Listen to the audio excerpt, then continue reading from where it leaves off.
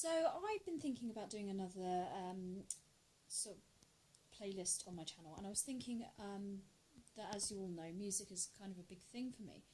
So I was thinking of doing something about the songs that have really influenced me in my life. So I'm going to do a series on that. Sort of influenced me, things that I've grown up listening to that I've absolutely loved. And I thought I'd start talking today. I mean, this is going to be pretty random. It's not going to be in any sort of chronological order or anything like that. It's just literally going to be songs that I absolutely loved growing up. But I thought I would stick a little bit to my childhood here, and we're going to go back roughly 20 years, basically, for these few songs that I'm about to mention today. First of all, I think I should basically explain that, 20 years ago, I was 10 years old, which kind of shaped how I saw the world at the time. I was, like every girl of that age, a huge Spice Girls fan. When Wannabe came out, it was pretty much all I would listen to. I mean, who wouldn't listen to that? I mean, everybody loved it. Everybody loved the catchiness. I remember the video for it, that sort of big mansion where they're having the party and they sort of gate crash the party, and it was just all about sort of girl power and, being a strong, independent woman, and who didn't try and do the dance routine and stuff like that. Plus, because they all seemed to have different ways of dressing and different personalities, you kind of had a Spice Girl for everybody, and everybody wanted to be a certain particular Spice Girl. Or at least they did in my school. But it wasn't just the Spice Girls that I loved. I mean, that song, I remember that was the first time I probably listened to music which wasn't influenced by what my parents were listening to. Before that, I would probably just listen to whatever they were listening to. For the first time in my life, I'd found an artist that I wanted to listen to for my own sake, and that was the Spice Girls. And I think that's kind of when I started becoming more independent in what my choice of music was. Around about the same time, Hanson came out. Now, people might be going, whatever happened to Hanson? They're still going. They have their own beer nowadays. They're all married with several children. But back then, they were everywhere, and you couldn't go anywhere without hearing MMMBop.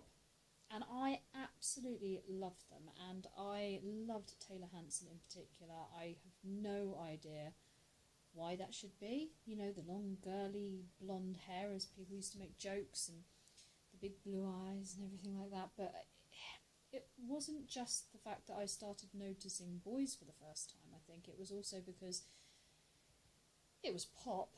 Let's not beat around the bush here. It was pop music. But it was the first time I'd ever seen a pop group play their own instruments on stage, and I think it probably paved the way for later artists like Busted and things like that, who were quite clearly pop groups but played their own instruments. Before that, you just had a group of artists who were miming along to a song that was written for them and doing an awful dance routine, and all of a sudden along comes this pop group who can play their own instruments, who can write their own songs, and because they were only a couple of years older than me as well, they were a group that I could really look up to, and I really enjoyed listening to, and I was absolutely obsessed.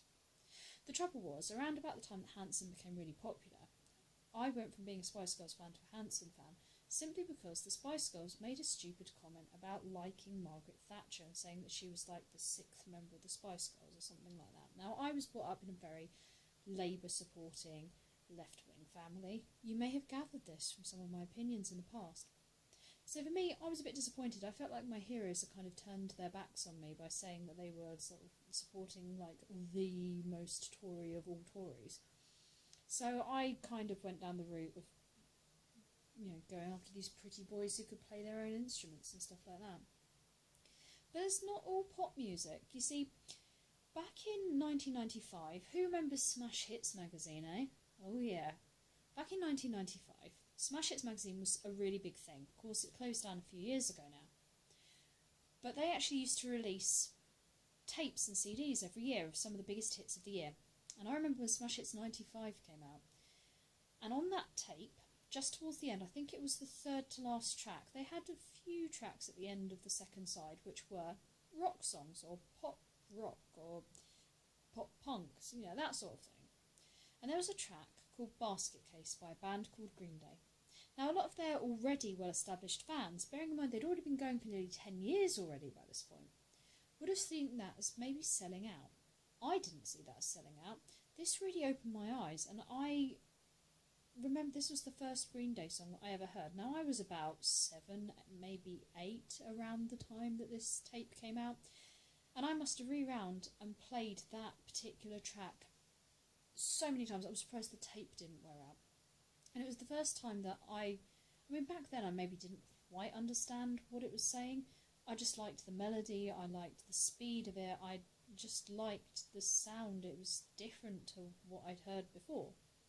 As I got older, I got to appreciate Basket Case in a completely new light. I understood what it was about. I understood about the paranoia and the kind of message that it was trying to portray. And I guess as a teenager, it spoke to me more because that was kind of what it was aimed at in the first place. But that's where really my love of Green Day actually came from. And I'll be talking more about Green Day in another vlog later on. But I suppose those 3 songs were really where I wanted to get started. It's kind of like the beginning of my sort of discovery of my own musical identity, I guess. But that's all I've got time for now. So I will see you soon. Bye bye.